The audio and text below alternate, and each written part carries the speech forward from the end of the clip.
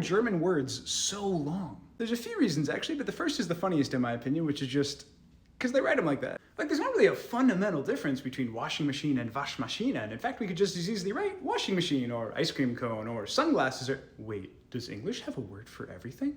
Sorry, I'm just being mean, but I do think it is kind of funny when people say that about German, because it's like, yeah, English has a word for everything too if you have a little bit of creativity about where you put your hyphens, or I'm sorry, hyphen placement creativity. But that being said, there is a difference. Like, English usually puts spaces in between its compound terms, whereas German just smushes them all together into one huge word. So why is that? Well, that is a very good question and a very difficult one to answer, but hey, I'll give it a shot. So English and German are both Germanic languages, which means they have a relatively recent common ancestor, which we call the Proto-Germanic language. The reason I bring that up is because, well, we usually think of German as having especially long words, but that strategy of putting compounds together is actually pretty common across Germanic languages. English is actually kind of the odd one out in this regard for putting all these spaces everywhere. Now, this is ultimately just a stylistic convention in the same way that German will often capitalize nouns in places that English doesn't, but there are a few factors that might have influenced it ending up this way.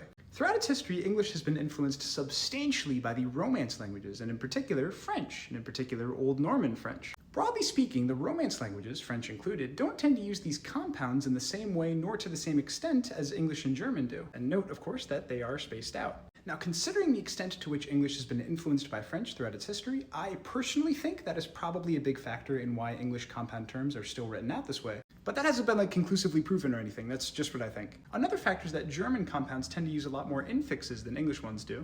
To clarify, prefixes go at the beginning of a word, suffixes go at the end of a word, and infixes go in the middle of a word. That can make it a little clunkier to split up words in writing, and that may have also played a part in why that distinction is still maintained. But again, not conclusively proven, just something else that may have played a part.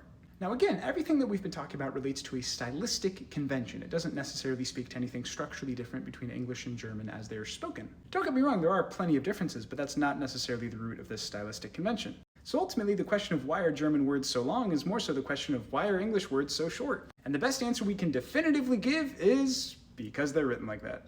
Thanks so much for watching, and let me know if there's anything else you want me to talk about. But in the meantime, tschüss!